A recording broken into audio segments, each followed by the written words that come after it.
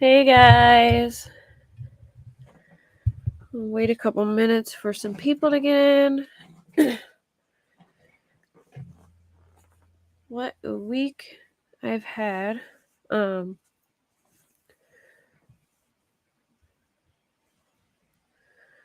I have really bad allergies, and this week has been a whole mess for me. I was feeding my lizards this food called verpashi, which I've used before, and I just love it for them. It's hey Gladys. So I was saying, I was feeding my lizards this gel food. Well, my one lizard had eggs this week. They're infertile, but she lays eggs during breeding season, like once a month. And I was on dragon doula duty, and I made her this. Gel food that's made from black soldier fly larvae. Hey, Sarah. So I made her this gel food made from black soldier fly larvae, and touched my eyes, I guess, and they blew up like tangerines. And then I had to sit with ice on my face for 2 days because I had to go to a birthday party yesterday. And luckily it went down by then, but I looked like an alien. I'm gonna wait a couple minutes and then I'm gonna talk about Naomi, and then I'm gonna go over the Morphew Shrek hearing. Just like go over what happened, and then I'll do talk about a little Summer Well stuff.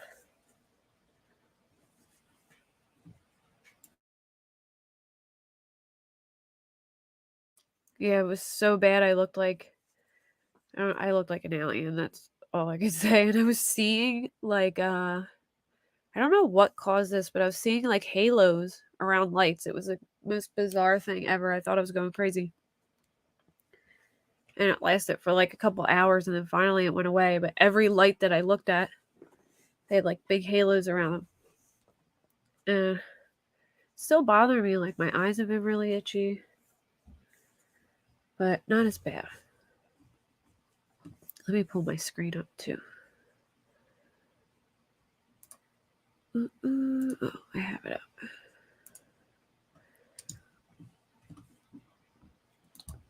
So,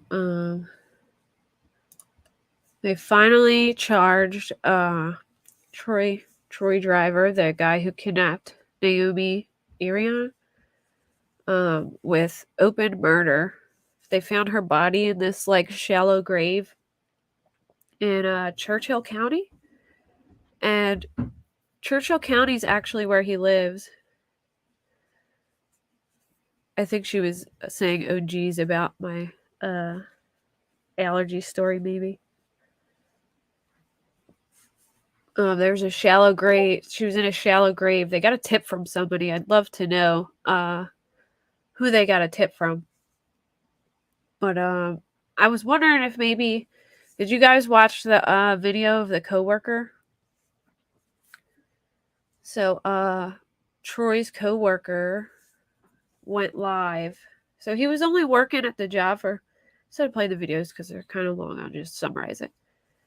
He was only working at the job for like 3 weeks, and Troy was his like mentor, I guess. And on the weekend where she was kidnapped, that Monday, he was late, I think, and then he was late like a couple times during the week, and yeah, he went like they went to a couple locations where he said Troy like walked off by himself. So I'm wondering if maybe his tips helped them find her. Somebody said it was a psychic, but yeah, I was wondering. Yeah, that's what I'm wondering too. Someone said it was a psychic, but I don't know how true that is.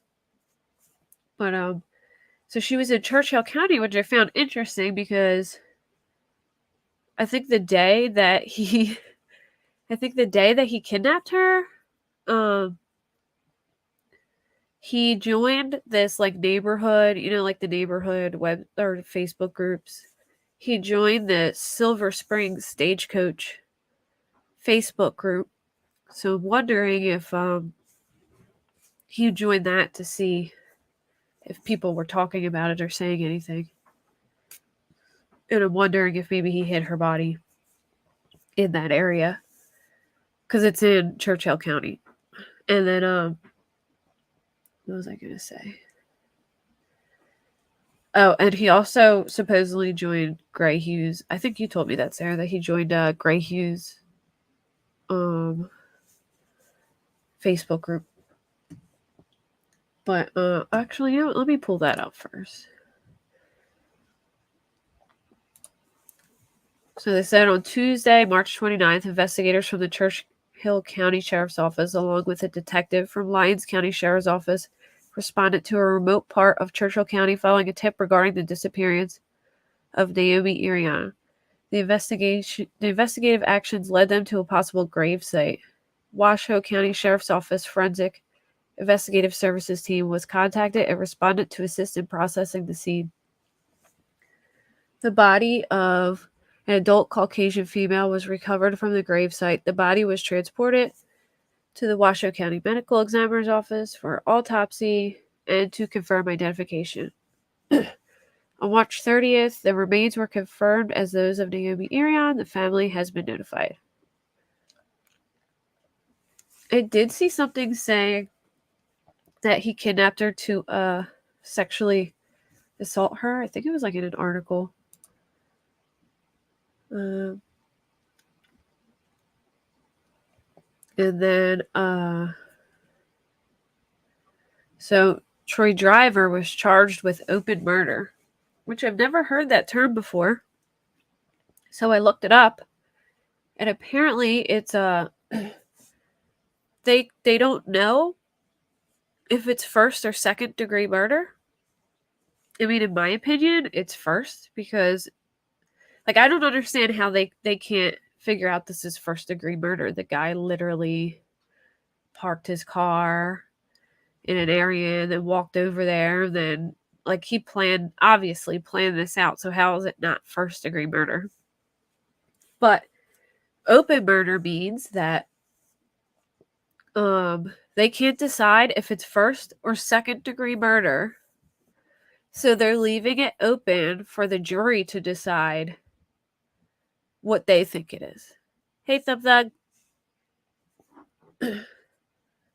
Yeah, so basically they're leaving it open for the jury to decide if it's first degree murder or not, which I feel like a jury would totally come to that conclusion.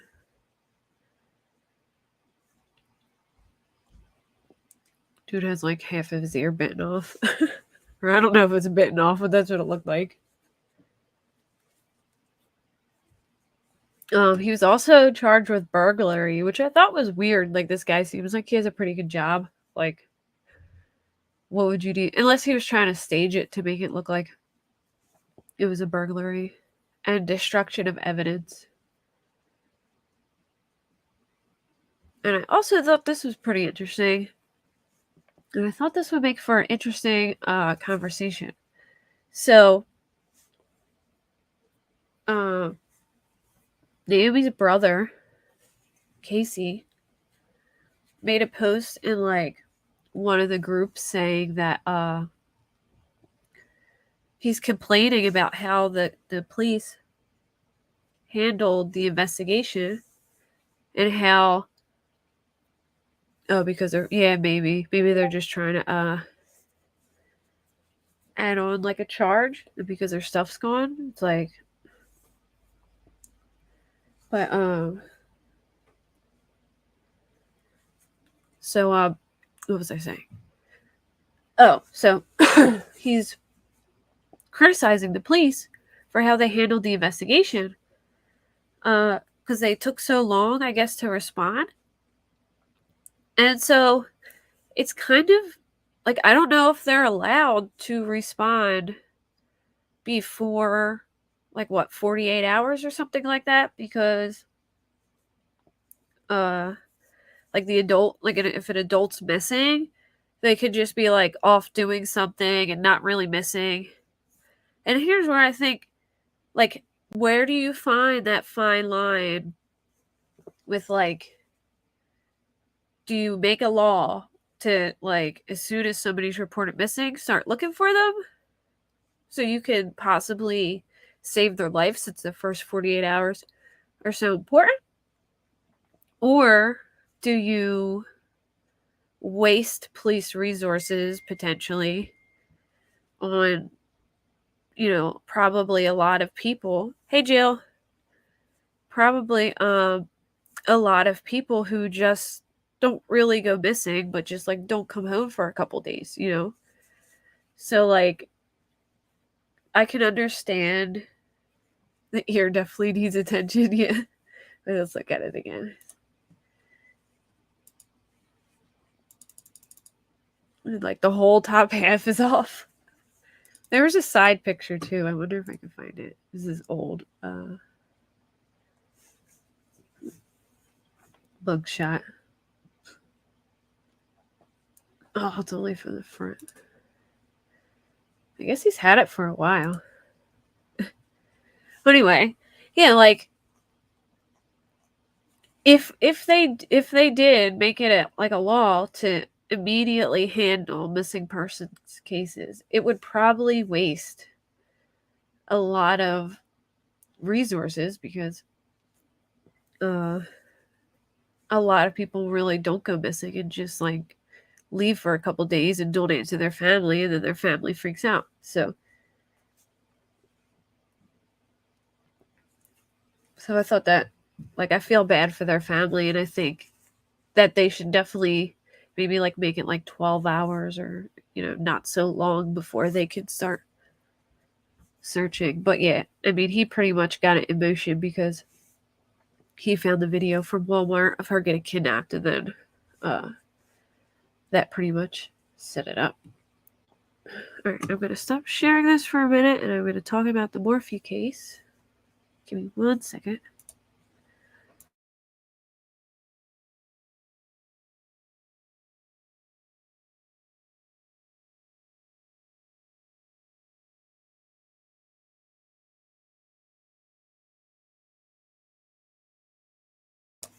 All right. So, if anyone hasn't been keeping up with the Morphe case, they're like right on the heels of going to trial. Jury selection starts in 27 days, so the end of April.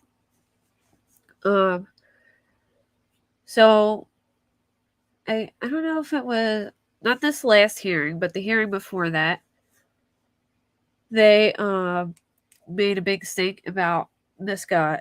So there was a lead investigator named Joe Cahill. He was the lead investigator of the CBI for the Morphe case. And he went on leave. He went on military leave for like a month. And that was the month where they arrested Barry Morphew. He came back, and then he testified at the preliminary hearing. And he wasn't really... Barry's out on bond. They've been going back and forth with motion hearings right now. Basically, his lawyers are actually really good. And, like, I mean, I don't think the judge is going to they're trying to get it dismissed because there's all kinds of like fuck ups with the prosecution. Like, they're fucking up so bad. Like the DA, Linda Stanley, she was held in contempt for court because she went on Profiling Evil to talk about the case, and it was under a gag order. And like, when you go on a channel called Profiling Evil, yeah, all of them have. Well, I would say it was a draw, but like most of them have gone in Barry's favor, honestly. But yeah, she got in trouble because she went on Profiling Evil, which makes, if you're talking about a case on Profiling Evil, just the name portrays Barry as evil, so she got in trouble for that.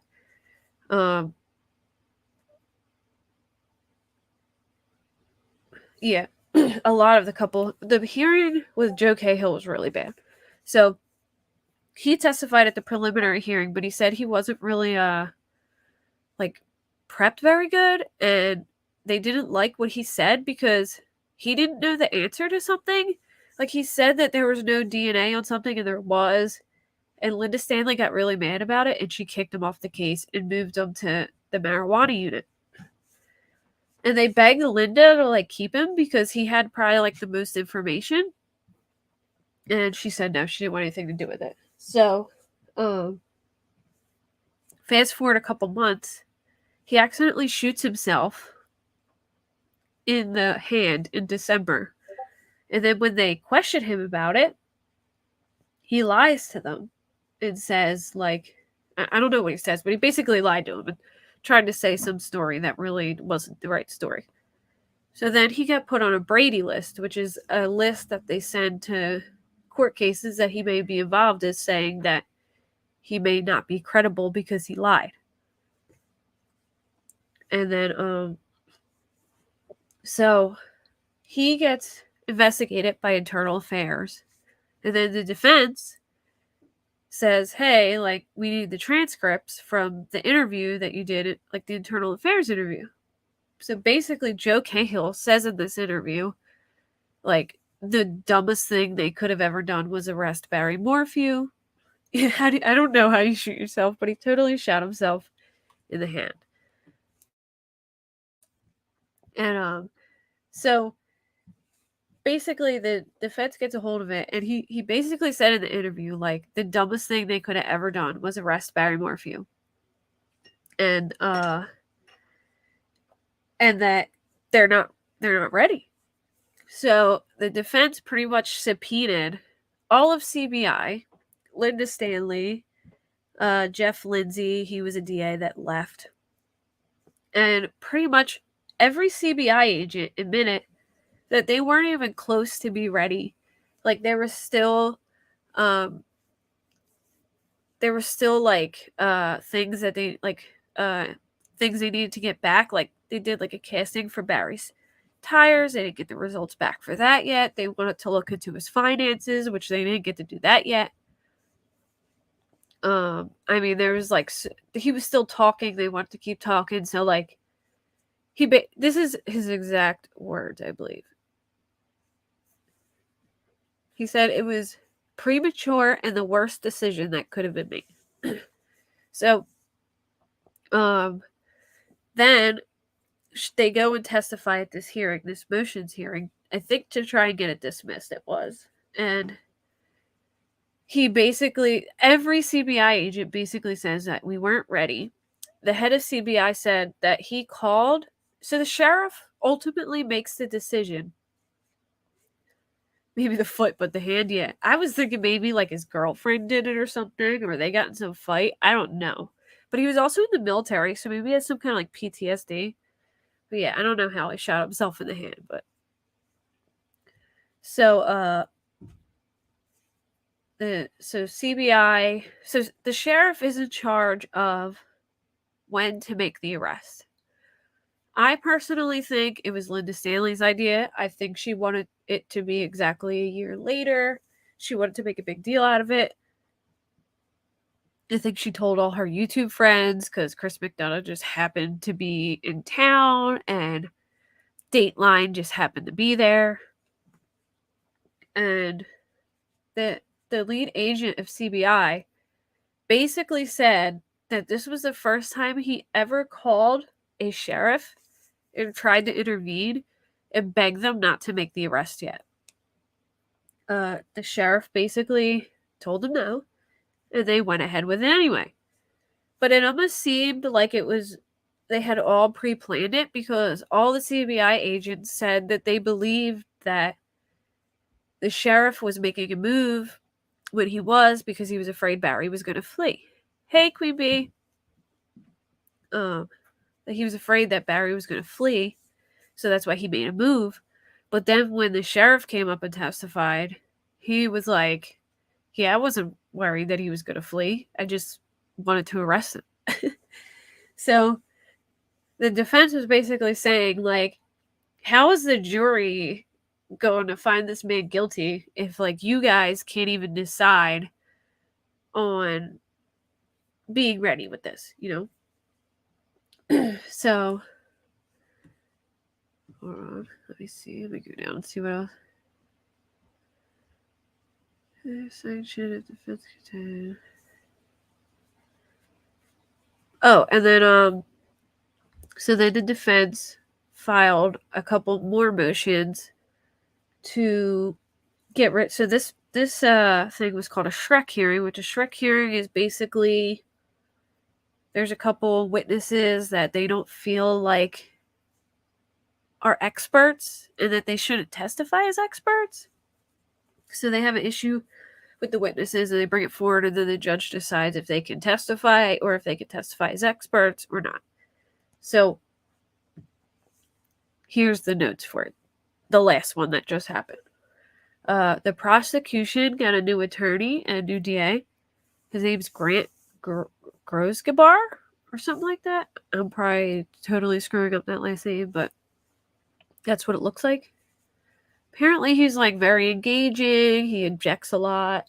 The judge even complimented him. So sounds like they're, finding better people.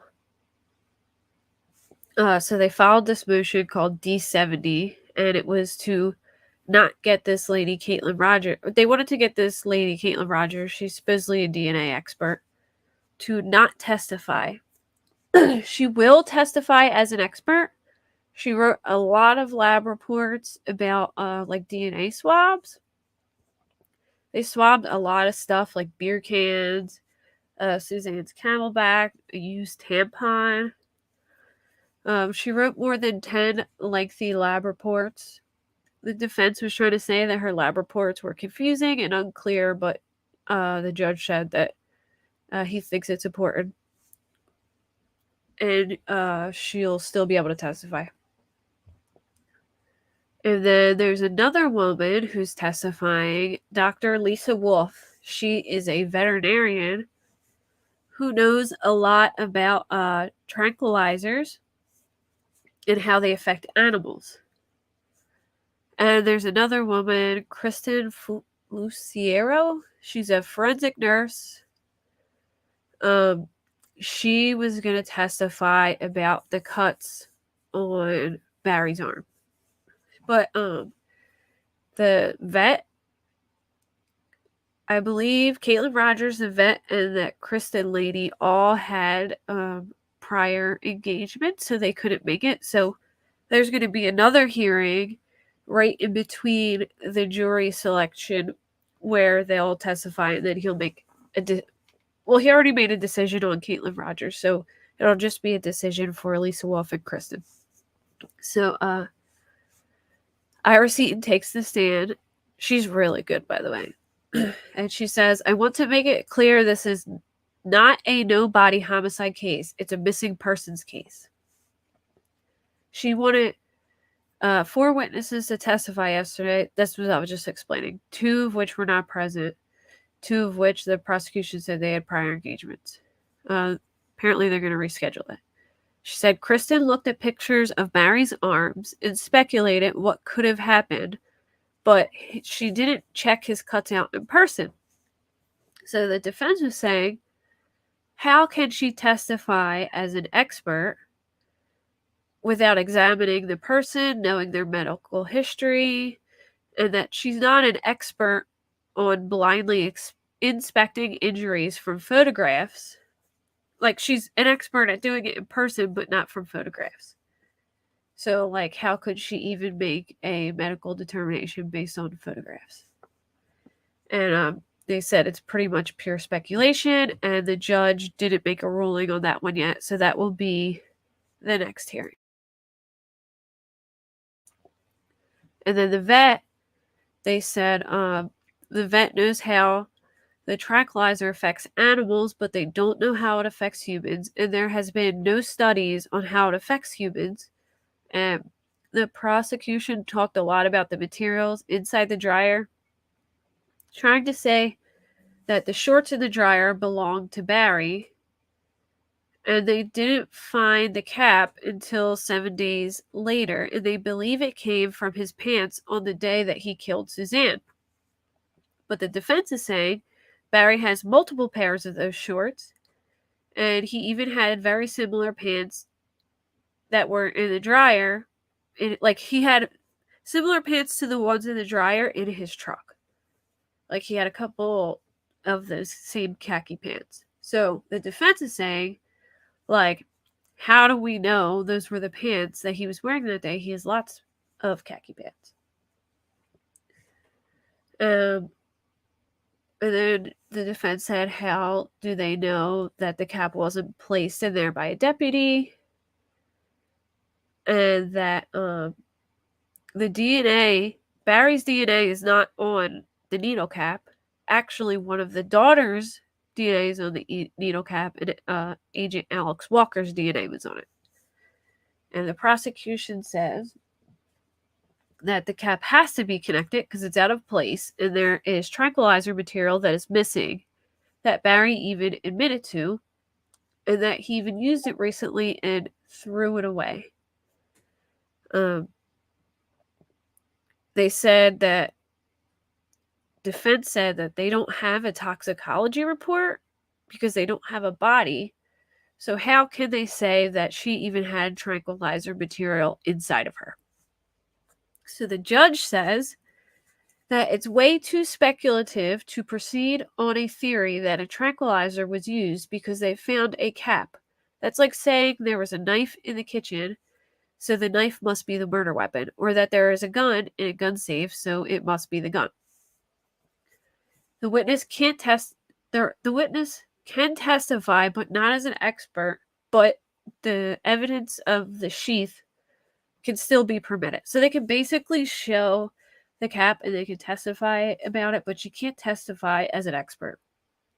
And then the judge said, doesn't Barry's DNA not in the needle sheath hurt your theory? And the prosecution said, no, it's the nature of DNA. Yeah, I agree with the judge too. A lot of people are mad about the decisions that he's making, but I think he's being fair when it comes to, like, Barry's rights as a human. Like, even with the domestic violence stuff, I know a lot of people are up in arms about that, but, like, there really wasn't a lot of evidence besides her talking about it that suggests that it was even really like, happening. There were no police reports, there's no nothing. So I think he's fair. And I think he's being, like, he's really holding off on like, he's not dismissing the case. He's actually being for how the prosecution is being, he's being pretty I guess, like, fair, you know. So they talked a lot about the vet's history with Bam. I think Bam is the name of the tranquilizer dart, and that she even has a patent on it. The defense also said that the BAM solution had expired and it was from 2 years ago. So they don't even, like, how would that play a part? Like, would it even work? And there has been no studies on BAM on humans or the differences between animal and human. So it's all very, I agree with you, Sarah. It's, like, all very speculative stuff. Like, oh, we found this needle sheath in the dryer, so it must be connected. But, like, I can't tell you how many times I go in my dryer's, like, lint thing and I find so much crap in there. Like, you know, who knows where that thing was? That could have been in there for a long time and his DNA is not even on it. So they're just, like, pulling for a lot of really speculative stuff. So, yeah, there's been no studies ever on this solution and how it affects humans or the differences between how it affects animal and humans. So the judge is basically saying, like, you can present it, but she can't testify as an expert. They said that the gun wasn't operable how it was found in the safe. There was no syringes found in the house. And I think they found like maybe a syringe in his truck or something, but it was never tested. They said this isn't speculation, it's reasonable inference. Oh, this is the prosecution saying this. No, there's no blood in the house, but Barry admitted he had BAM and used it recently. What the defense says goes way beyond Brooks. I think Brooks is like a legal term. I don't know what it means, but and then they said an animal similar weight to a human. If the animal can be killed, so can a human. And basically, the judge still said he's excluding the testimony of Wolf as an expert. And then there was this guy, Mr. Spence. He's a canine handler who used his canine to pick up Suzanne's scent. The dog did not pick up a scent at the bike site. The defense says a few days ago, they found out. So this is how unorganized they are, and this is why they shouldn't have made the arrest when they did, because they could have had their ducks in a row a little better, I feel like. So the defense said a few days ago they found out Spence made a report that they never got. So this guy came out on the day she went missing and worked for them, and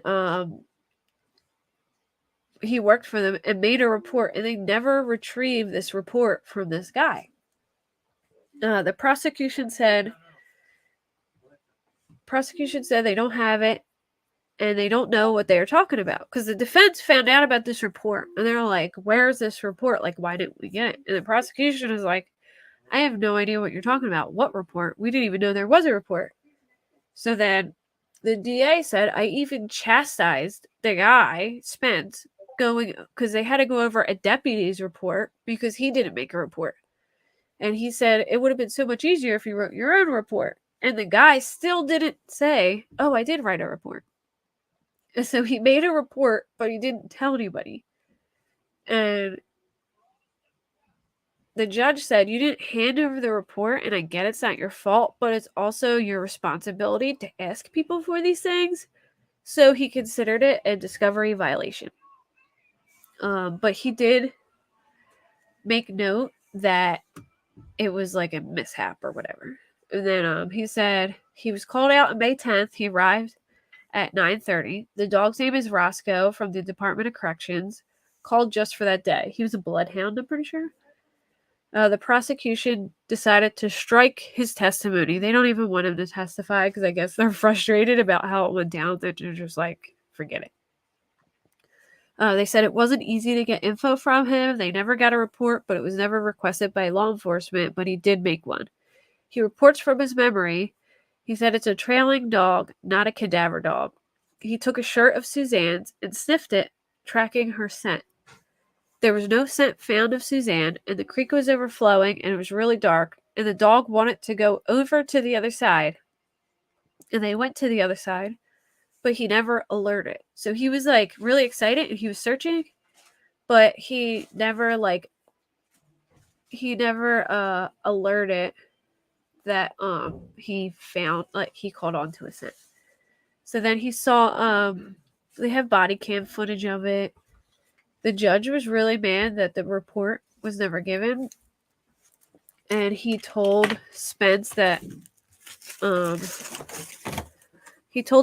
needs to hand it over and hand it to the defense by the end of this week. And then, so they still need to hand over the report, even though they're striking his testimony. Apparently, the dog's done big rivers and creeks. He's run through barbed wire, all kinds of stuff. So they arrived at 9:30. They asked for an article. And then at that time, Lauren said she noticed that the girls were reacting to some things. The girls were reacting to some of the things they were saying. They were saying that the dog was the defense kept saying that was the dog like alerting near the creek. And the guy kept saying, I wouldn't say alerting, more like searching for the owner near the creek. The creek was flooded, he said. And then they said, well, how long did the dog pull you down to the creek? And he said, 50 to 70 yards. I can't say for sure because it was dark. It circled around him, but again, there was no scent found. He didn't commit either way to one side of the river or not. So this was like down by where her bike was found in that like ravine. There was a little creek there, and that's where they were searching. So then Iris kept trying to trip him up, saying like, "Oh, so he was alerting to the other side of the river." And then the guy was getting a little frustrated and saying, "No, he wasn't alerting." And then Barry chuckled a little bit. And then the guy said he searched both sides of the creek and no scent was found, and that the dog was pulling him so hard they went over barbed wire, branches were hitting him, and he lost his phone. And he was tracking the scent down to the creek, but then he stopped when they got to like a log. And then the deputy wrote a report, and then they kind of went over the deputy's report and asked the guy, Spence, like, do you agree with the stuff that's said on the report? And there was like minute things that he didn't agree with. And so they like changed it, and then the guy still has to hand over the report. The defense is frustrated. The prosecution is presenting fictitious theories and not handing everything in. The defense tried. Hey, Lexus. I'm just about to finish Morphew, but I think I told you a lot of it. I'll go over it with you later if not. So the defense tried to get the judge to dismiss the case because of the pattern of violations from the prosecution. And the prosecution says striking Lisa Wolf is, so the prosecution's upset because the prosecution's saying like we have 14 witnesses, and out of the 14 expert witnesses, only 12 of them can, or only 2 of them can testify as experts. The rest can't. Like that's how many. A lot of it was from because they didn't hand things in on time. So because of that, they aren't allowed to have some of the witnesses testify, stuff like that. So they're kind of mad that they have 14 expert witnesses and only 2 can testify as experts. So Judge Lama, he basically said that he's making notes of all the different times the prosecution is not handing over discovery and reports. And he said he's getting frustrated with the prosecution, and the defense keeps asking for sanctions, which he denied. But he did say he was still thinking about whether he was going to dismiss the case or not. And he still hasn't made a decision on the dismissal. So he basically was saying, like, I'm not going to make a decision on this yet, but I'm taking notes of all the things you guys are messing up on. And that's going to play a part in his decision. So, hopefully, I believe. Oh, and then I also found out that they shared a bunch of exhibits with their motions, and there's another unknown DNA that they found that they didn't investigate from like Maryland. Hold on a second, let me see if I can pull it up real quick. I haven't really looked through the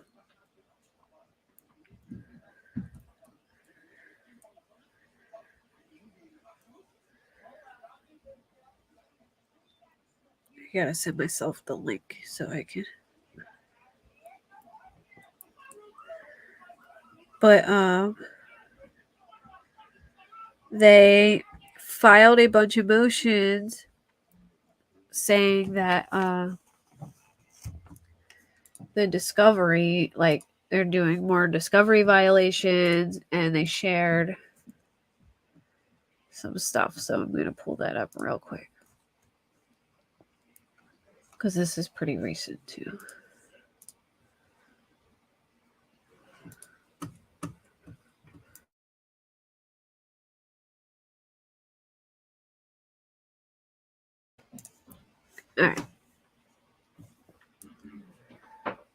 Order of the jury. No. Alright, I believe this is it.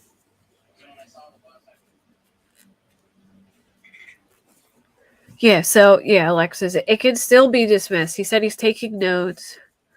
Well, he's punishing the prosecution, but not that bad. I think he's being pretty fair to them, actually. So, as of today, multiple additional items of information favorable to the defense have not been produced to the defense or have been withheld for months and then produced after multiple discovery sanction hearings. Certainly, the discovery is not being produced as soon as practicable.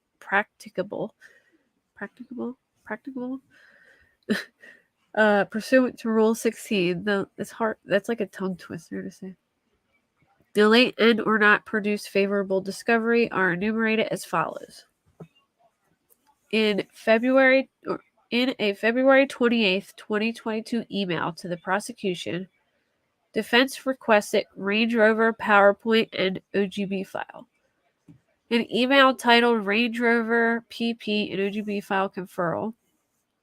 The prosecution did not respond, and on March 2nd, the defense filed D-17 supplement to motion for sanctions Range Rover data. Then in court on March 4th, Mr. Holbert advised the court that the defense never conferred with them prior to filing D-17. The statement was false as evidenced by the February 28th email attached as exhibit. So basically she's saying she emailed them, asked them for the stuff, they never sent it, and then she filed a motion, and then he said, well, they never conferred with us about it. And she said, yes, we did. Here's the email. Let me take a sip of my drink real quick.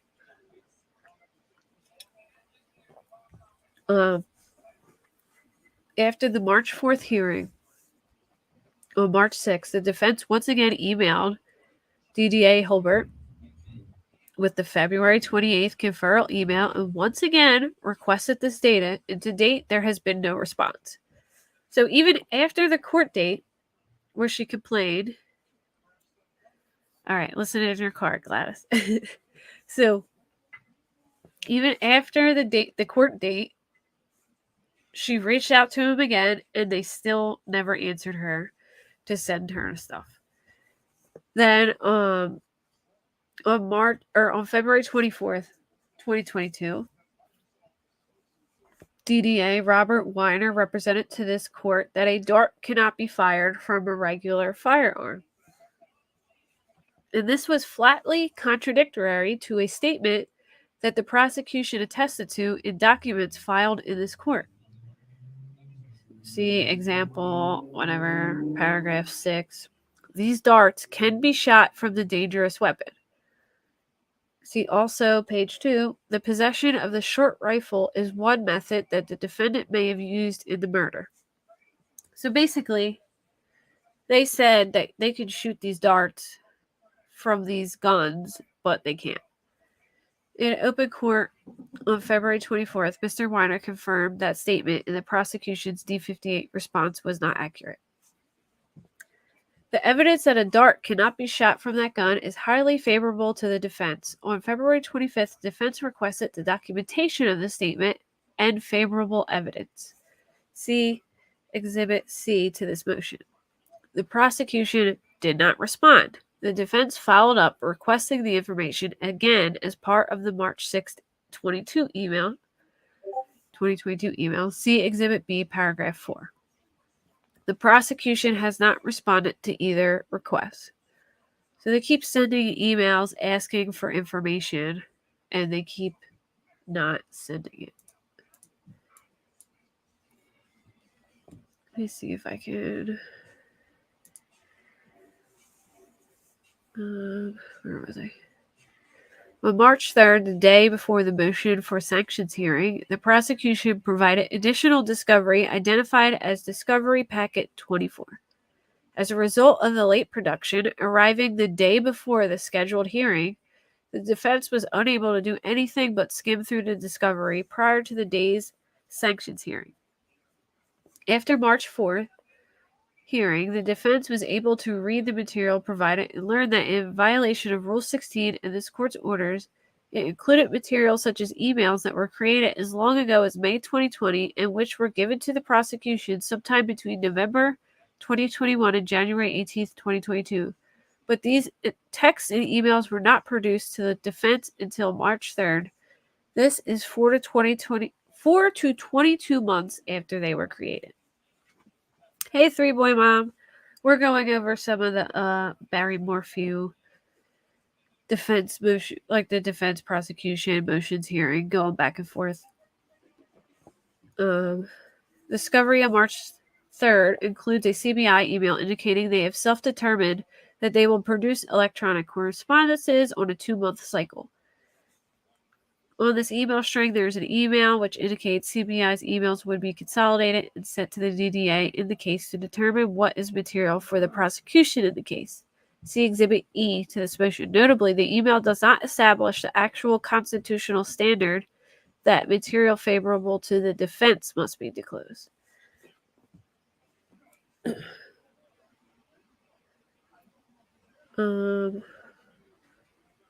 Because of CBI District Attorney's self-created and self-instituted policy about how emails were to be disclosed, this CBI produced emails and texts to the prosecution that were created and collected. So basically, they should have been sending all those emails to the defense, not the prosecution. Hey, Janine. So they were sending it all to the prosecution when they should have been sending it to the defense because it's supposed to go to the defense. Anything that may be favorable to the defense, all the notes in the case, emails between investigators, stuff like that, needs to be sent to the defense. I'm skipping to find. Okay, a representative sample of the favorable information produced on March 3rd, months after it was supposed to be disclosed, included the following. May to July 2020 text string between multiple CBI agents and possibly CCSO deputies involved early in on the investigation, which include June 29, 2020, Agent Kevin Kobach writes to 910 law enforcement agents, I have had multiple conversations with Andrew Mormon. Andrew Mormon is Suzanne's brother, if people don't know that, over the last few days. And Andy, as you know, has changed his direction in the investigation and fully believes Cody Cox is involved with the disappearance and murder of Suzanne. I thought that was pretty interesting that Andrew went, I guess, from thinking Barry did it to Cody Cox. The court may recall that Andrew Mormon, Suzanne Morphew's brother, has written numerous victim impact statements to this court about his fear that Mr. Morphew murdered his wife. May 18, 2020, a text from Agent Kobach to 910 law enforcement agents saying, can we give access to the SO to Google Drive or SmartForce to store synopsis of interviews that everyone can see? So as early as May 2020, the SmartForce database was created.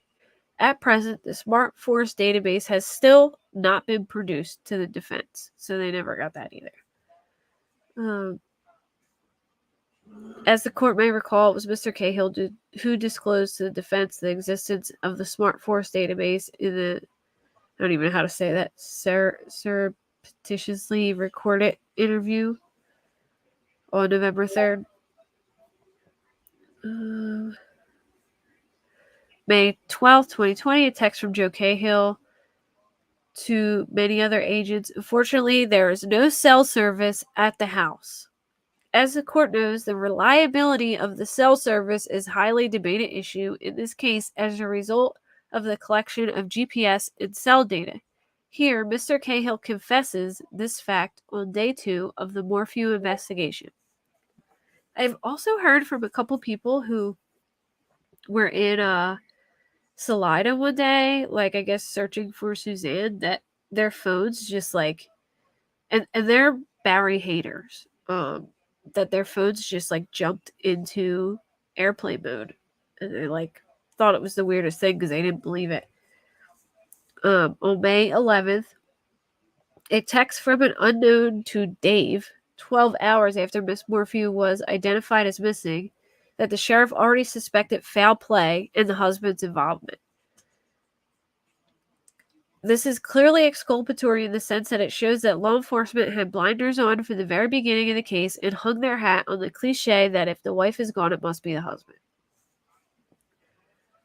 There is an unresolved DNA match that's tied to Maryland. The Maryland DNA data was produced to CBI, but not produced to the defense. And the conclusion reached by CBI and Maryland CODIS representatives was that the match would remain unresolved.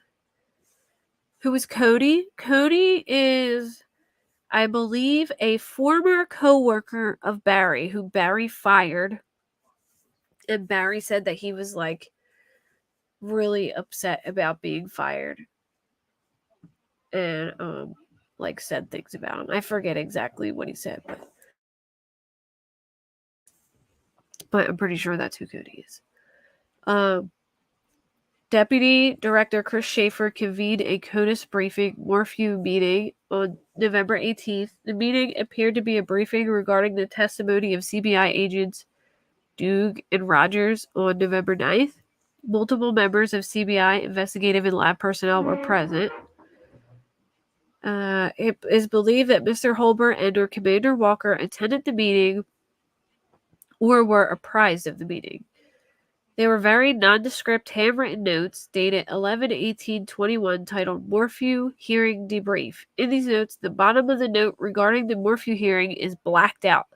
Yeah, for some reason, they handed over notes to the defense, but they like blacked out a big area, like a big black square on it, so they couldn't see what it said. Also produced were handwritten notes with the date and the name Chris Schaefer on the top of the notes. The handwriting appears to be different from handwriting in Exhibit M. The ambiguity in Schaefer's name can only mean one of two things. Either these are his notes or he was an attendee. The meeting invite and notes represent that more than 10 CBI agents were involved in discussion about CODIS emails impartiality standards. Additionally, there were discussion about CBI communication log entries, which have been the primary source of relevant and material discovery to the defense, as law enforcement and the prosecution claimed not to take notes in their meetings. Oh yeah, they said that they didn't take notes in their meetings, but they did have some notes. It appears that of the 10 agents invited to the Morphew meeting, the defense received notes from 2 different attendees. Those 2 attendees' notes were not produced to the defense until March 3rd, 2022, almost 4 months later. These are clearly violations of the discovery rules. Let me see read these to see if they're... I think this is just about notes again.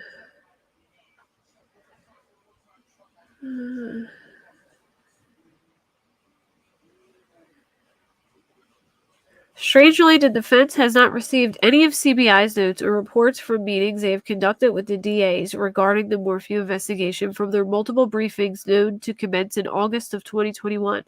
This court should view with great incredulity. I don't know how to say that.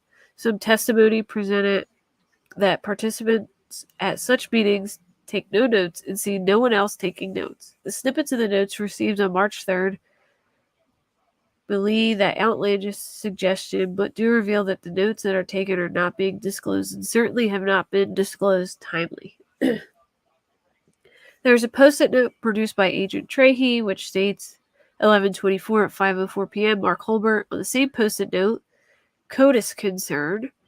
There are no handwritten notes or a report from this purported communication with Mr. Holbert. More reports haven't been made.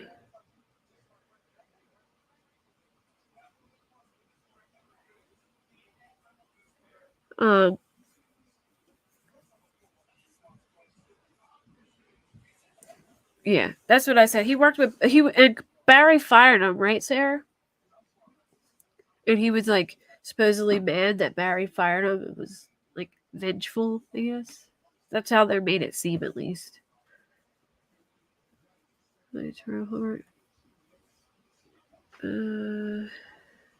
All the witnesses that testified on March 4th provided exculpatory impeaching statements to DDA Holbert regarding their testimony. Their statements were not produced prior to their testimony, which made it impossible for the defense to challenge many of the witnesses' first ever statements regarding the issues before the court.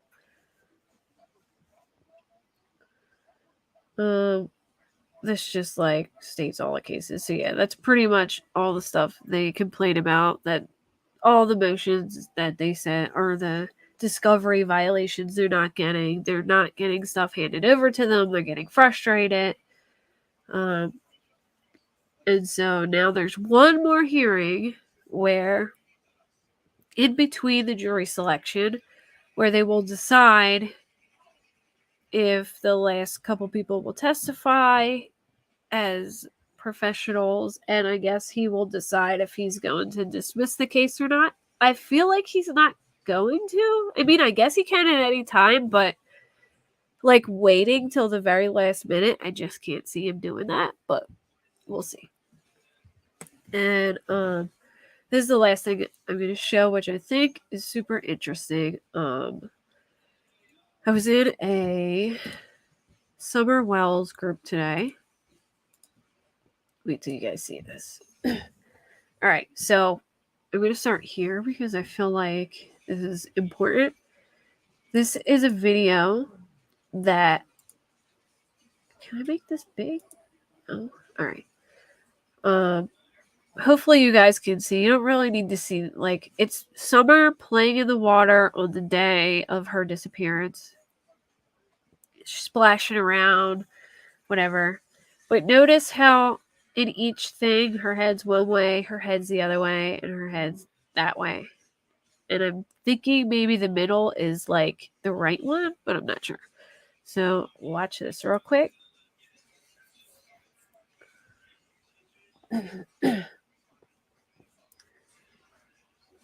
But notice how it's like opposite. Like she's facing one way and one, she's facing the other way and the other.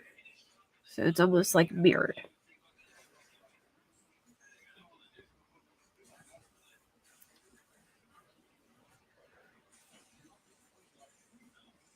Why is this sound? Y'all been begging for the joint, but in new time. Yee, ring the cowbell, Rick Rubin. Flip your anthem, damn jigger, man, who's stupid? Cause when my situation ain't improving, I'm hitching up to your trailer, get this thing moving. You hear the redneck light, your eyes, it's the redneck light, your eyes, and we drive trucks. I know, I just played it because I was like, sorry. It's terrible though, isn't it? It's absolutely terrible. Wait, let me get rid of my Morphe notes real quick.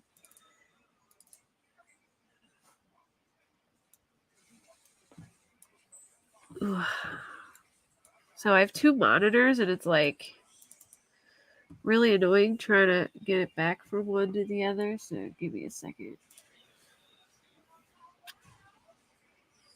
All right. This is the first one. All right. So someone in the group screenshot it.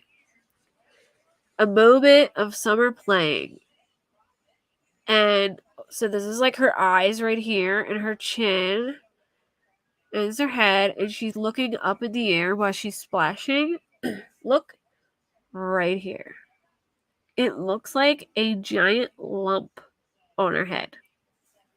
And I'm pretty sure Hunter very early on said that Summer slipped on a rock and went under the water for a minute. I forget if he said he hit her head or not, but see if I can like zoom in a little bit here. Like it looks like a bump. I mean, it could just be like a weird like optical illusion, but that looks like a giant egg on her head. All right, so that's the first one. And then I thought about it, and I was like, on the TikTok, she had that filter on Some girl in one of the groups. I should have paid attention to what her name was, but she screenshotted this, and at first I had no idea what the hell I was looking at. I was like, but then when they pointed to it, it really does look like a big ass bump on her head. So yeah, it's a straight half an egg sticking out of her head. I mean, it could just be you know what I mean? It might be nothing. It could just be a weird angle, but that's I don't know if I zoom in if it's gonna make it worse, but look at that. So anyway, I thought about it because you know how I showed the TikTok in the beginning and how it's mirrored? Well, in the middle, she would have been facing the other way, which would have made this bump here. Let me see. Right here. Now, if it would put the bump in the part that's up against the milk, which that would make sense why they purposely stacked the milk like that. If she bumped her head, had a big egg on her head, they probably got cold milk and stacked it up and put her head against it to try and while she slept to try and get it to go down. But if she had bumped her head, everybody knows if your kid has a concussion, don't let him go to sleep. Yeah, it was really obvious once I realized what I was looking at. I was like, oh my god. I don't know, but her head looks a little bruised. I get there's a shadow over here, so it could just be a shadow. But it looks a little bigger over here to me. Yeah, goose egg. That's what it looks like. But what if she did whack her head on some rock and she was fine at first, but then get in the car, her brain started swelling or internal bleeding or something, and by the time they got home, especially if you have a concussion, you're not supposed to let your kid go to sleep. It's the number one rule to keep them awake. But that would explain the stacking of the milk and why she's leaning on the milk and the whole, you know what I mean? I guess kids can fall asleep on anything, but it would be cold. But maybe it was for a reason. So, I just thought that was interesting. And apparently, according to JLR, Don was read his Miranda rights yesterday, which might not mean anything. They might have just wanted to question him, or I'm starting to think that maybe it has something to do with Mary, his sister, because Chris McDonough is supposedly going live tonight, I think. Whistle Britches. And he's talking with the sister. So maybe there's a connection there. I did see a video last night which I thought was really creepy, where Don was saying that that Summer looked just like Mary. And Mary was the one that he assaulted, so that would be super creepy. But I'm starting to think maybe that could have been seriously, I can't watch him. I want to, because I just I'm nosy and I want to see what's going on. But the noises he makes when he talks. Yeah, 3-Boy Mom, did you see the bump that I was just talking about? Hold up. Let me pull it up real quick. Alright, so Candace did a TikTok of Candace did a TikTok of Summer swimming in the watering hole that day. And this girl in one of the groups screenshotted a moment of the TikTok. And you can see this would be Summer's eyes. This is her chin, and she's looking up at the sky, and there's a huge goose egg bump on her head. Like, it could just be like a weird optical illusion. I don't know, but it looks like a big ass bump to me. And because of the filter she used, the bottom and the top were facing this way, but in the middle, Summer was facing the other way, which if the middle was the right angle, this bump would be right here, where she had her head leaning up against the cold milk jugs, which would make sense why they did it. But yeah, whistle britches, I can't do what's that, ASMR? Like, some of the sounds I can, but when people whisper into the mic, it's like nails on a chalkboard to me. I don't know why. I just can't stand it. Like, I hate the sound of something whispering into a mic. It infuriates me. And he doesn't whisper into the mic, but when he talks, his teeth whistle, and it makes that like weird noise that really bothers me, so I just can't listen. Like, I have a hard time listening to him. Certain sounds I just can't. Like, I don't, especially whispering. I don't know why. Just whispering in a microphone. Yeah, like, it would, through my mom, it would make sense. That's why they stack the milk. And then, so Grandis's story that she told, that Summer wasn't feeling well and she was tired and she was cold, that would also be symptoms of like a really bad concussion, and maybe her brain was swelling or she was having some brain bleed, and they let her go to sleep, which is the stupidest thing you could ever do if your kid hits his head. And I'm pretty sure Hunter said that she hit her head very early on, or she slipped and went under the water. I don't know if she hit her head, but it's really easy to slip if you're standing on like slimy rocks. But serial killers, it's serial killers. Oh god, he's really special, Chris McDonough.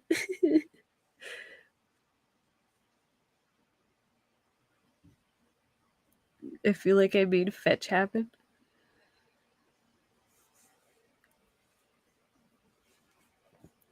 Yeah, that would explain the milk. That's what I'm saying. Like, they're like, everyone's wondering why the milk is like that. And like, it could just be a shadow because there's a shadow on the side. It's your natural shape of your face. But like, this looks a little darker and bigger. She doesn't look dead, but it could have been like, bad at that point, and they let her go to sleep, which is not what you're supposed to do if your kid has a concussion. And it could have just turned out bad, and that would explain everything. And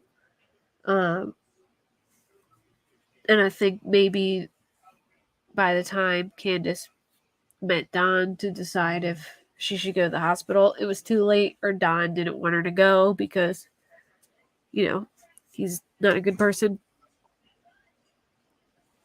But so it was okay. So Tiffany said that Don was read as a Miranda rights having to do with the essay of his sister. Okay, well, yeah, brain bleeds or even brain swelling. Like, my friend in high school, he got in a fist fight, and he didn't even get hit. He tripped and fell while they were fighting and hit his head on the curb. And he was totally like, he was talking to everybody and fine, and then like out of nowhere, he just like had to go to the hospital and he died. Like, it happened so fast, but slow at the same time. Like, he was totally cool, and then next thing, like, even after he fell, he was talking to everyone and seemed okay. And then I think the only reason he really went to the hospital was because their cops showed up and took him. But it was just so shocking, like, that he just banged his head and it turned into that. So I think that's definitely a possibility. Like, and it would explain a lot of the stuff. And Benny last night, Benny went off on Candace. Like, I don't know what he's. Yeah, like Bob Saget, exactly. It's just, you hit your head and you don't even think it's that serious, or you don't realize, it's that bad. Yeah, that's what they say. Like, if you have a concussion, like, the worst thing you can do is to let them go to sleep. Like, you try to keep them awake. And I think that's what happened. Like, even when Grandis talked about it to her friend or whatever, even like the symptoms that she was describing would be, would make sense. Hold on, I'm gonna put the TikTok on real quick so you can see. I'll mute the music because it's terrible, but like, see how in the middle she's facing a completely different way.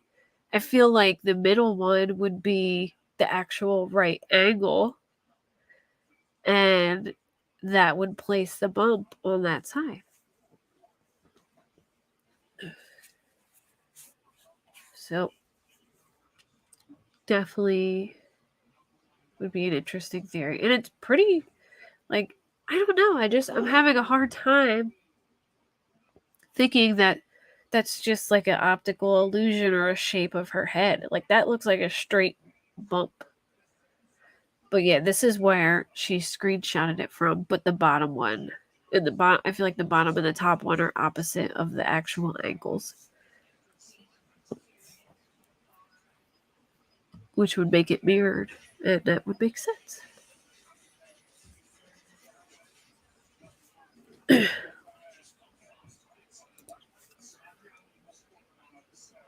Yeah, that's what I've always thought too. Like, I think it was an accident, and I think that maybe I kind of think maybe Candace wanted to do the right thing and take her to the hospital, but I think that Don is so controlling that she felt the need to go to him first, and I think either they were afraid that they would get in trouble for it, which I don't think they would, honestly, because that would be a total accident, but or that Don, was maybe being inappropriate with her, and because of it, he didn't want her to go to the hospital.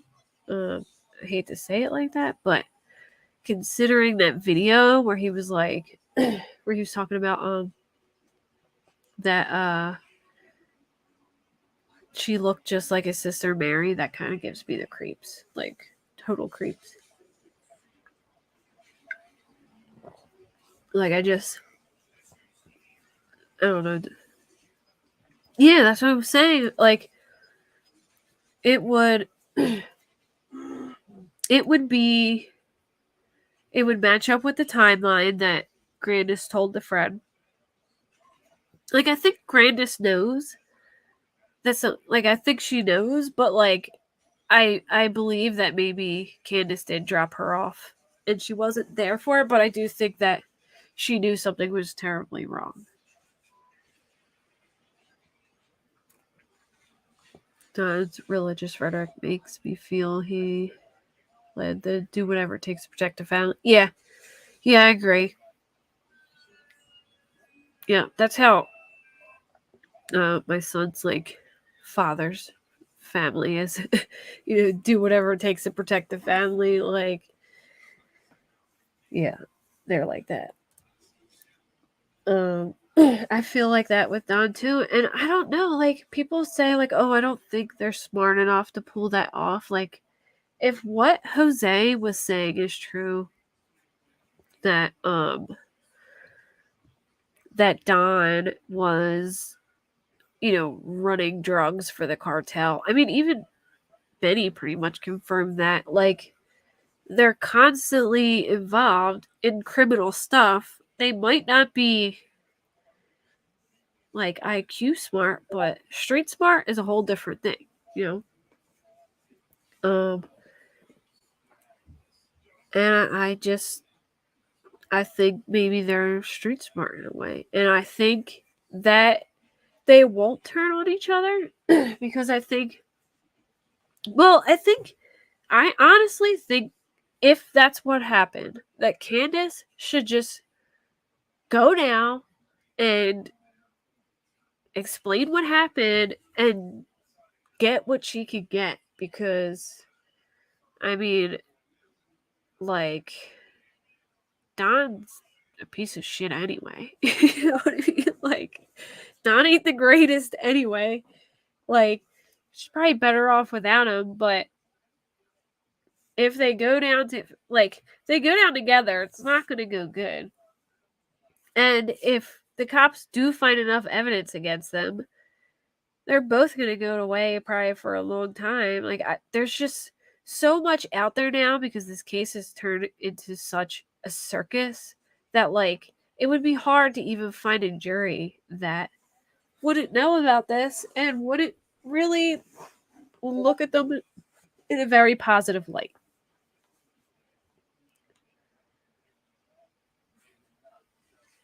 Yeah. Yeah. Oh, yeah. Alexa's with Don. Don has made some, like, weird statements.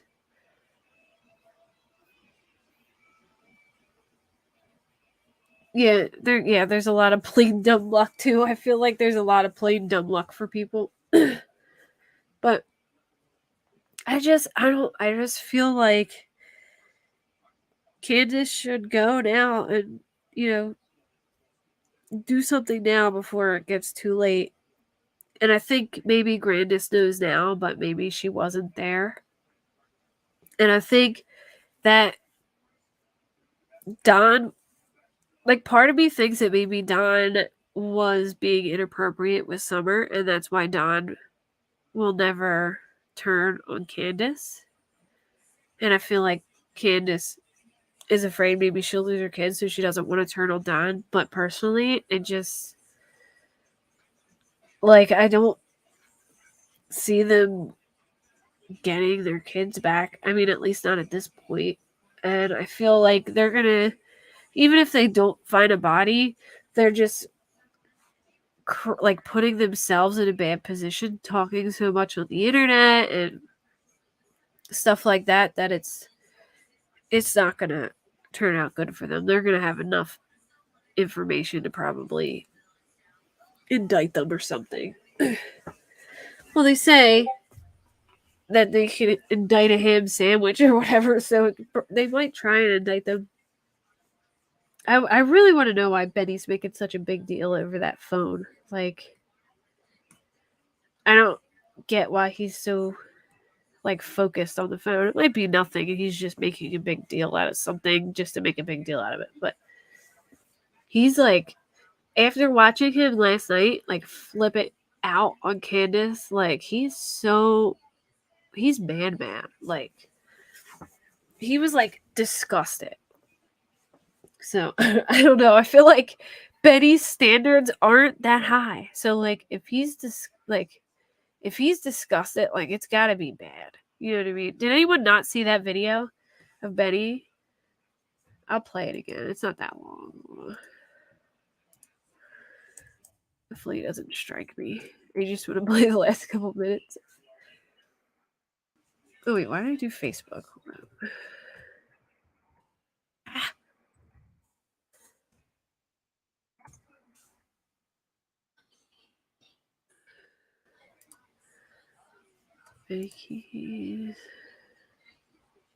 Oh, he streamed today. Maybe I'm in the wrong one. Hold on.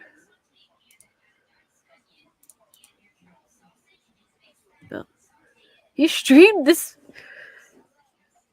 He streamed 3 times today already? My goodness. Hold on. Whoa. Let me set this up before. I think it's at like 23. Let's see if I can find. So he's sitting there talking about the situation. Did he lose the shirt off contest? I mean, so I thought maybe he was making a huge deal out of everything because of Ernie, like that he was jealous. But then he played those recordings, and long before the Ernie stuff happened, he said it's March, whatever, and I'm really starting to be like suspicious that they did something to their daughter. So like he definitely got freaked out over something. Maybe those searches or something set him off where he started being suspicious of them. And it was before the Ernie stuff happened. And honestly, I think that's what made Candace go to Ernie, because she was upset with Benny because he was suspecting them. I'm thinking. But so he's sitting there talking, and Candace comes in chat and says something along the lines of, "It's late. I'm going to bed. I have work tomorrow." And he just snaps. You know what they make it seem like out there in Tennessee? They make it seem like every single man beats the shit out of his woman, and every single man or every single woman, cheats on his man. I mean, I don't know what the preconceived notion is. Right here. Okay. Man, Katie, you been saying that shit, man. Don't come over here with that shit. You said last week you was going to rehab. You still ain't done that. Come over here with that shit. I don't want to hear that, man. Is there an echo when I play? Like, can you hear it through my mic? Maybe I should. Like, I didn't even think about that. You come over here with that silly shit. I don't want to hear that, Candace. Hell no. We'll come over here with that fair weather fan ass shit. I don't want to hear about it, man. Stay away. For real, bro. Like y'all, you and your husband, bro. I'll put up with some foul ass shit to be next to y'all, man. Some foul ass shit. Man, some real regular fucking hillbilly cracker ass white people shit. That make me question what the fuck am I doing?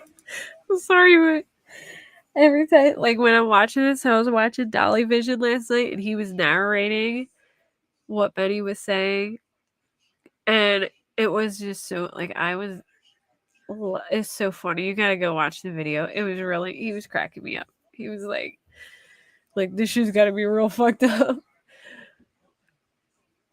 Oh my god, he's just like, it had to be really fucked up if Benny's saying it's fucked up, in my opinion.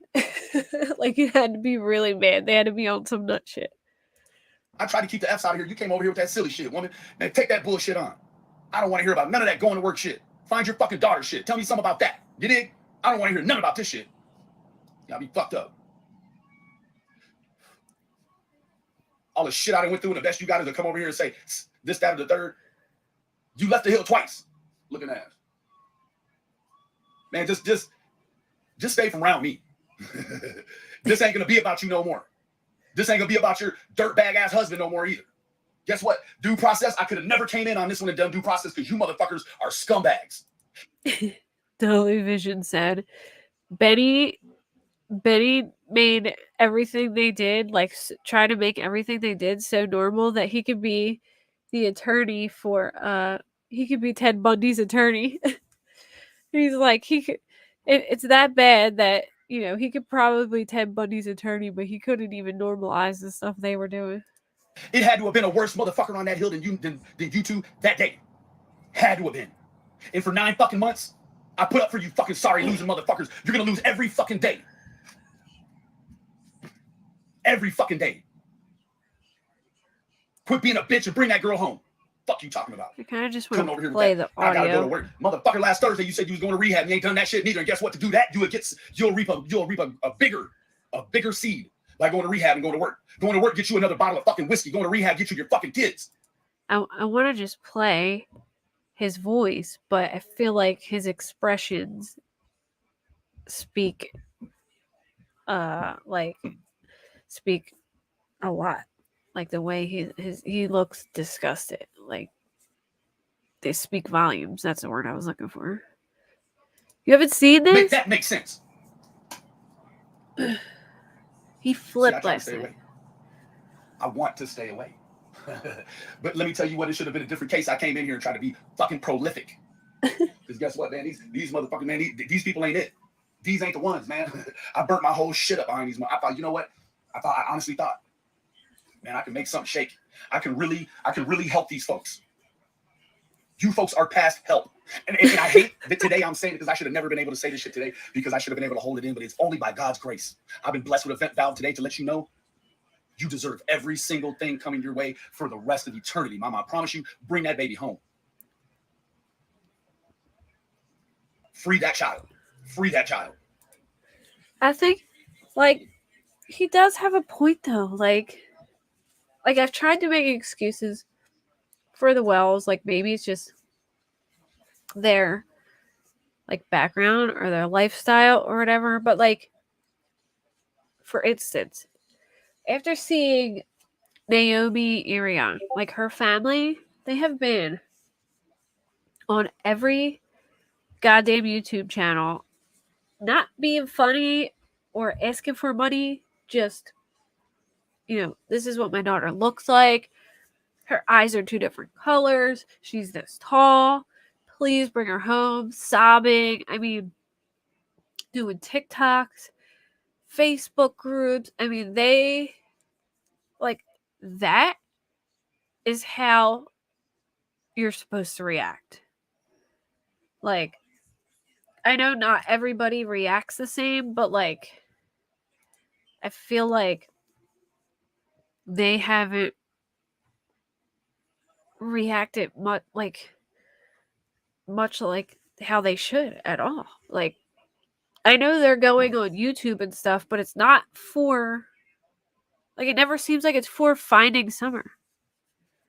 Yeah, that's what I'm saying. Like, if you're that close with them, he's gotta, something had to happen to make him just be like, something ain't right, like, something made him completely shift. Like, but yeah, he's mad. Hold on, I'll keep playing.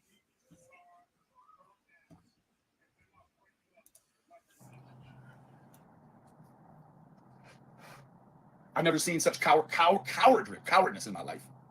Cowardness. The cowardness.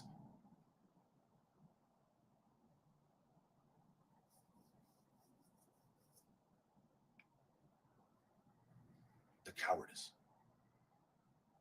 Man, this ain't it. This ain't it. You mean to tell me this was my debut and I picked a couple of motherfuckers that was doing dope and fucking admitting to fucking little kids online and shit? You motherfuckers were the ones I chose? Man, guess what?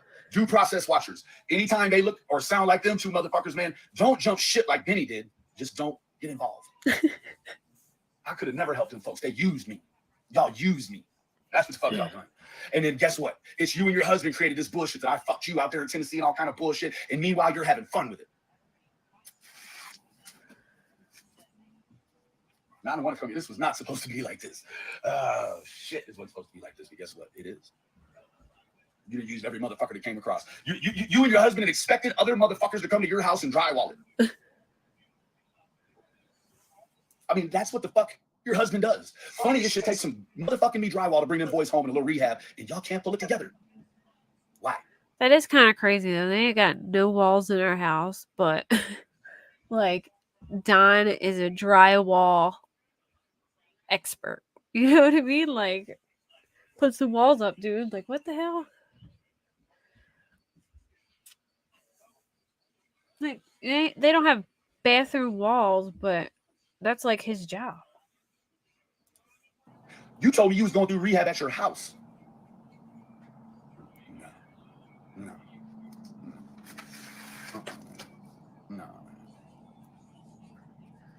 It's too many fucked up things. It's too many. It's too many fucked up things. It's too many fucked up things y'all got going down on one piece of paper, man, and the shit can't never fucking ride smooth. It won't. You got the mics hard lemonade way back since the fucking Jump Street. Since Jump Street. You people abuse every single person you get around, and now all of a sudden I get to the bottom of this shit and y'all motherfuckers want me to hide some information about a phone that could potentially help a little girl that y'all still come here every fucking day. What the fuck do you look like coming here looking for that little fucking girl and you won't turn that motherfucking phone in? Huh? Girls, tell the truth and shame them.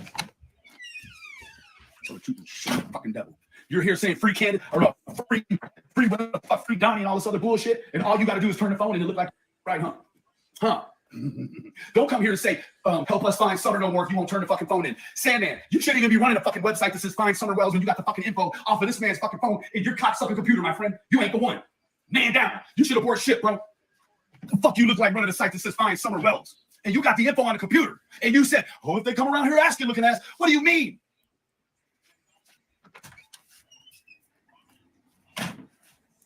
Yeah, that was a little weird, though. I mean, I don't know. I get why the phone thing, like, just might not be a big deal, and he's making a huge deal out of it. But, like, that dude, Tim, is a straight weirdo to me. Like, this guy just randomly shows up at, like, what, a prayer vigil or something. Just shows up and suddenly wants to be, like, the Wells manager. Like,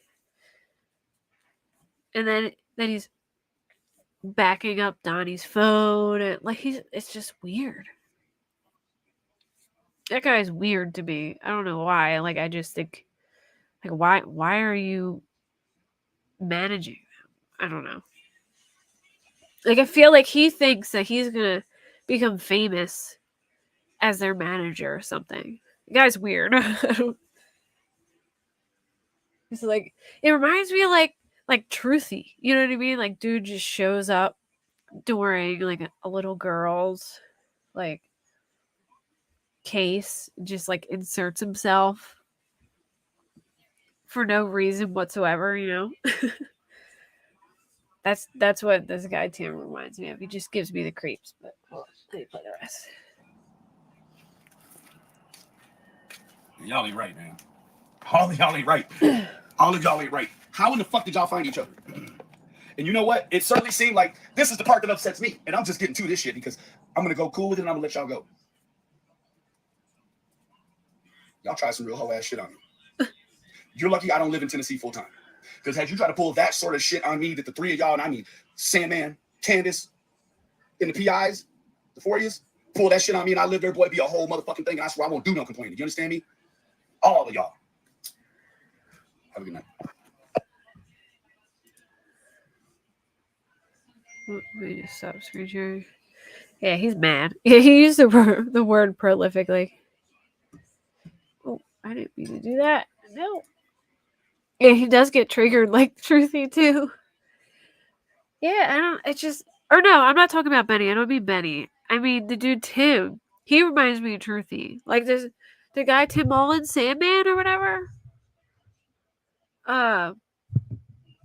He just showed up to he's the Wells manager. He's like some old guy. The old guy.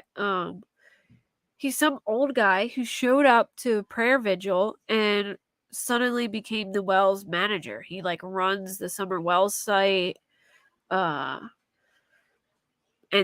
sets up interviews for them and things like that. Like he's weird. I don't know. I just like some random ass old weirdo just shows up to a prayer vigil and involves himself in some missing little girl shit. It's just I don't know. That always gives me the creeps. I'm not surprised about Benny because Benny got involved with Monica and and it like it works for him, I guess, but yeah. Have you ever looked at that guy Tim Mullen?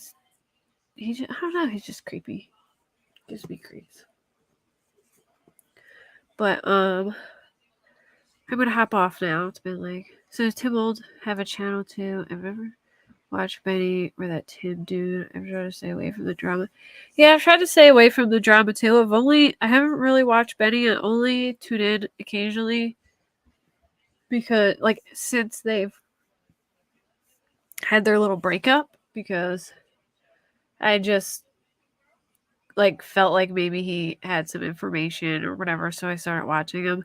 I don't think the Tim guy has a channel, but pretty much like last week maybe or 2 weeks ago, Benny went live and played these audio recordings of him talking to Tim on the phone about this phone. Like making a huge deal over this phone. It's Don's phone that Don gave to Tim to back up on his computer.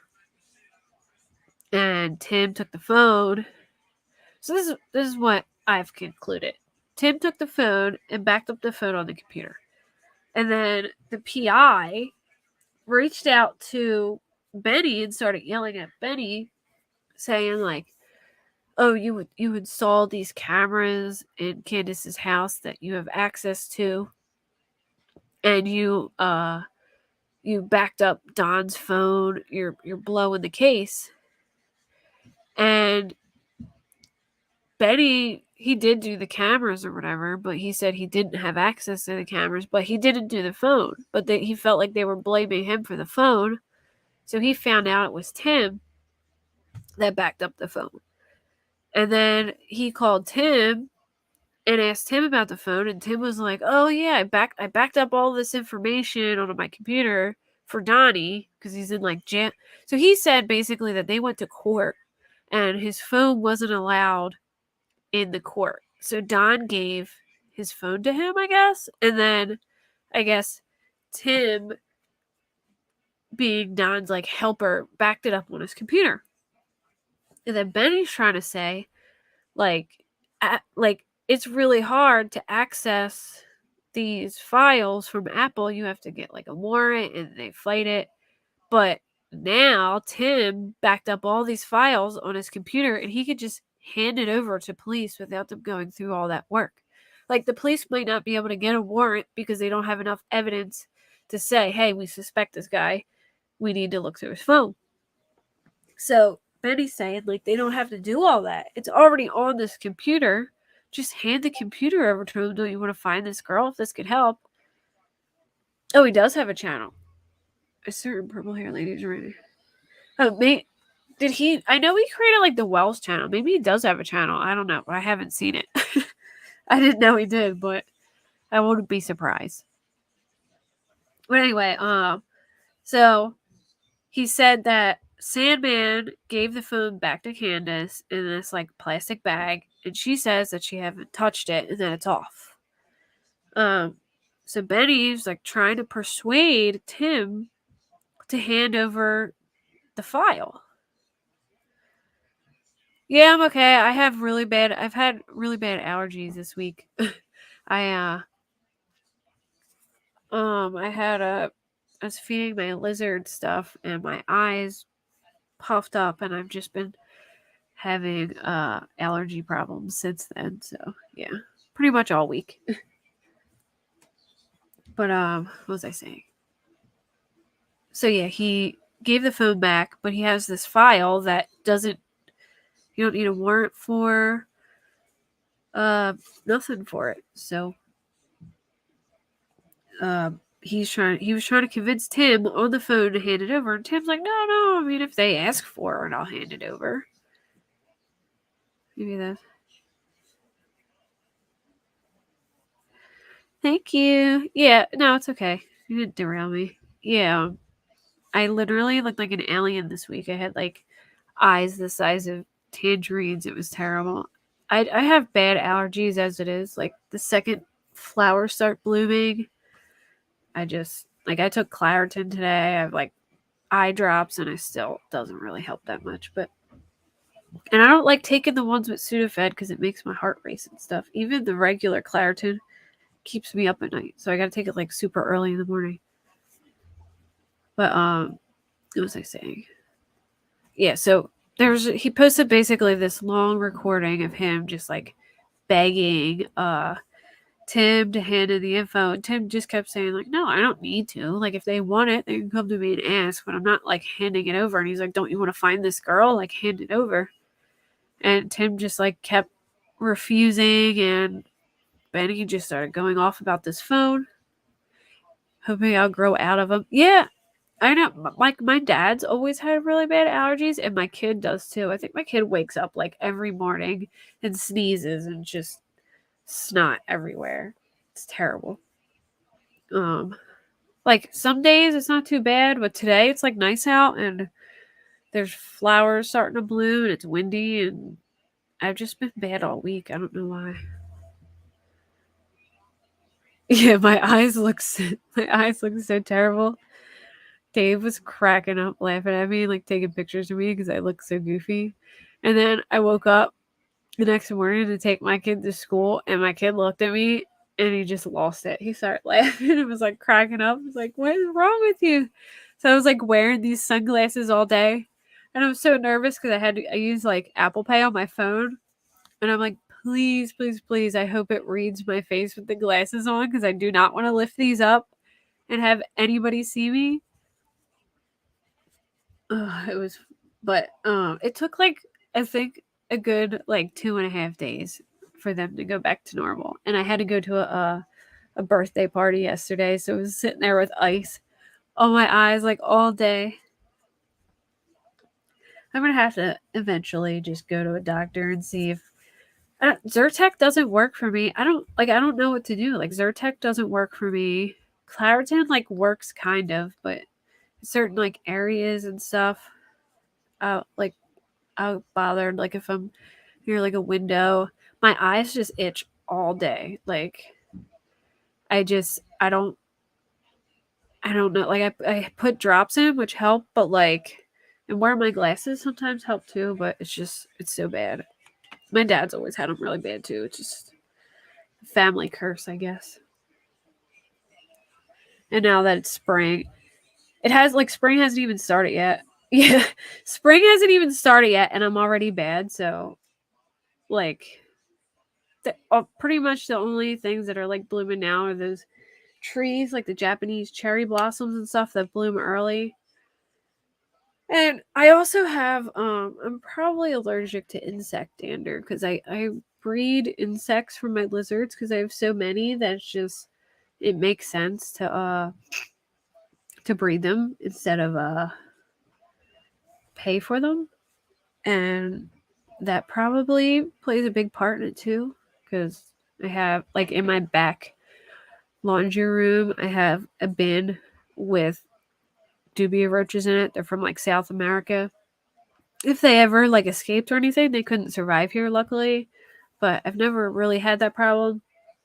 But I pretty much breed them and feed them to my lizards and like the dander from them, and I breed mealworms too. That just it's like a triple threat, I guess you could say, between that and spring, and then this lizard food that I what really set my eyes off was I was making this stuff called rapashi, which is like it's like a food you feed your instead of using like live lizard like or live bugs, it's like a powder that you put in hot water and it creates this gel. And you cut it into like these pieces and you feed it to them, and like one piece is equal to like 27 crickets or something. And my one lizard had eggs. She lays like once a month eggs and they're infertile. She just keeps laying them and laying them. So I was on dragon doula duty and I made her this stuff. Actually, you know what? I have a video. Hold on. I'll show you guys real quick before I get off. I was on dragon doula duty and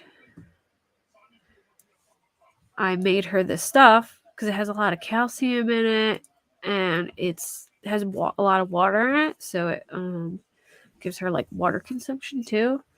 So the second I touch it, my hands just started getting like super itchy, and that was that. I'm gonna keep it muted though because my son is yelling in the background. But this is her. She's covering her eggs that you can see them in the corner right here. So she dug a hole and she laid them, and now she's kicking dirt in to try and cover them up.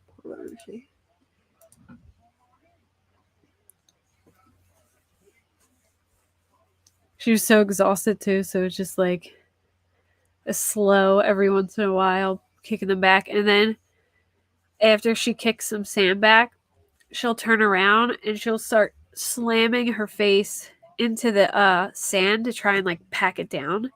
And then she'll go back and start digging more. And then go pack it down again. And then after the poor thing covers them, I gotta take it out and throw them out. So all that hard work for nothing, but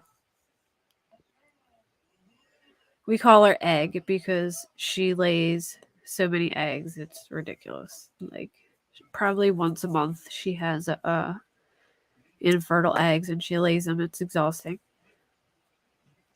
But yeah, the stuff was like really. No, I'm not gonna have beardy babies. So basically, all my lizards, besides like one, are rescues.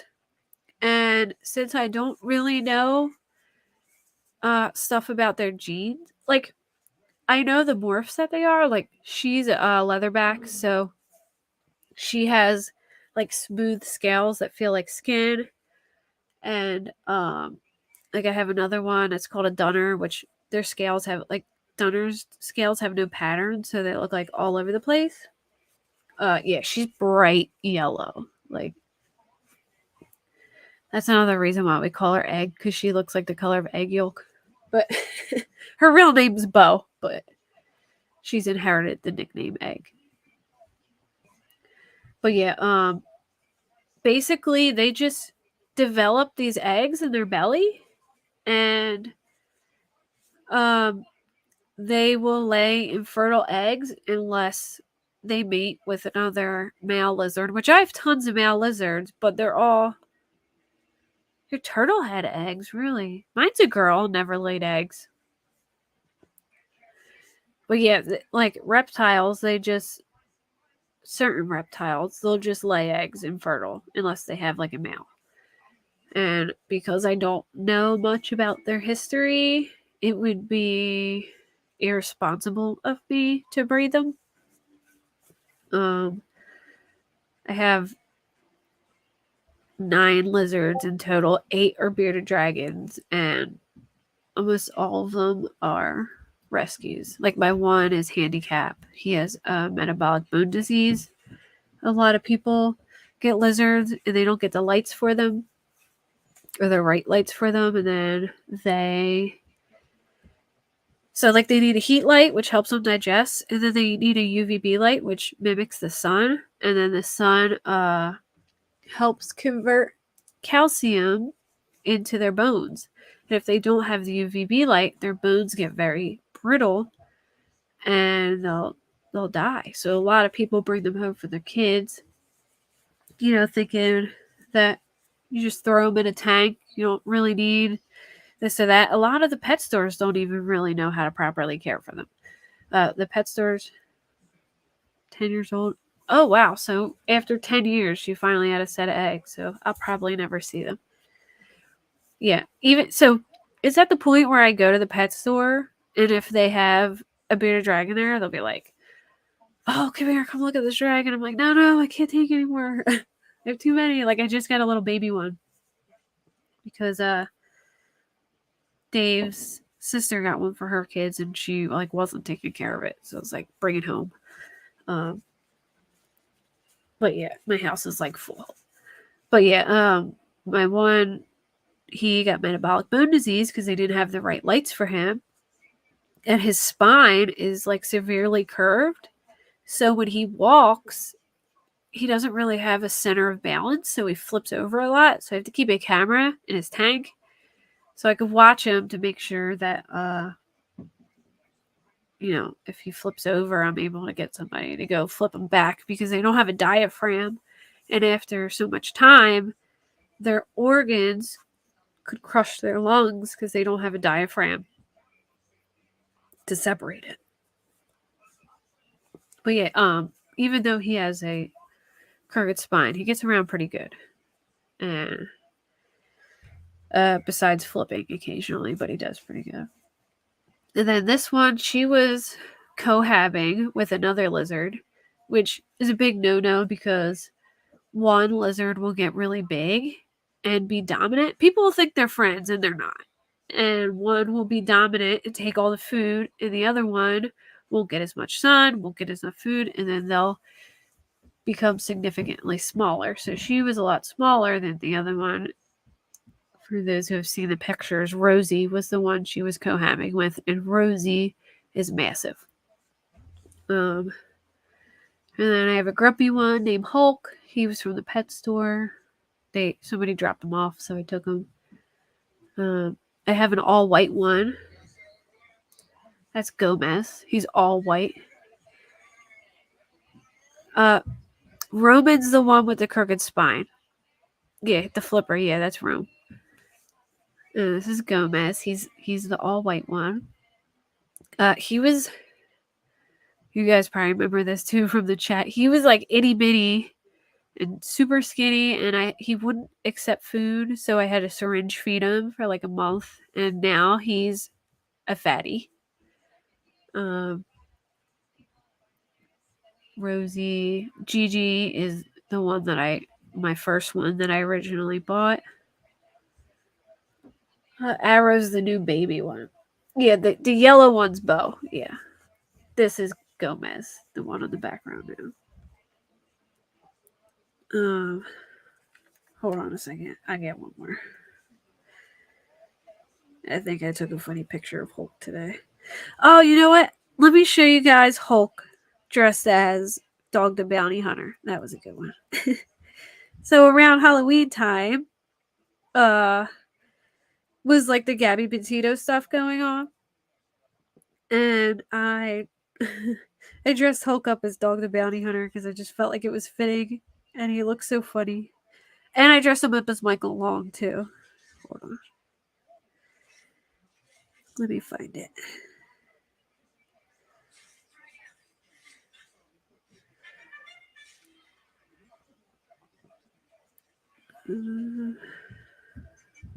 One second. Almost there. Then I think we go on a little further.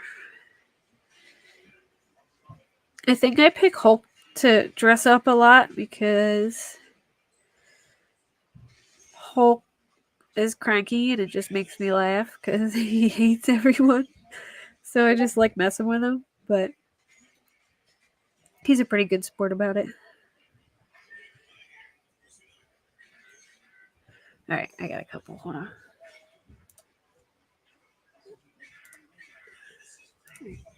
Oh, never mind. I gotta open a new window.